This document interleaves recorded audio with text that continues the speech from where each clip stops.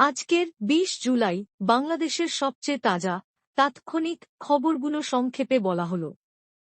১. ঢাকায় বিএনপির বিক্ষোভ, সংঘর্ষ ও ধরপাকড়। আজ রাজধানী ঢাকায় বিএনপির কর্মসূচিতে পুলিশের সঙ্গে সংঘর্ষ হয়েছে।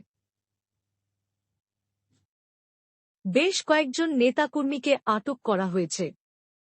গুলিস্তান ও নয়াপল্টন এলাকায় যানজট ও উত্তেজনা। ২. বিদ্যুৎ বিপর্যয়, দেশের বিভিন্ন স্থানে লোডশেডিং বেড়েছে। গরমের সঙ্গে বাড়ছে বিদ্যুৎ চাহিদা। জাতীয় গ্রিডে ঘাটতির কারণে আজ দুপুর থেকে ঢাকাসহ বিভিন্ন জেলায় দীর্ঘ সময় লোডশেডিং চলছে। ৩. আবহাওয়ার সতর্কবার্তা, ভারী বৃষ্টিপাত ও জলাবদ্ধতার আশঙ্কা।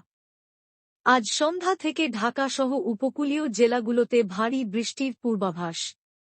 পানি উন্নয়ন বোর্ড জানিয়েছে, কয়েকটি নদীর পানি বিপদসীমার কাছাকাছি।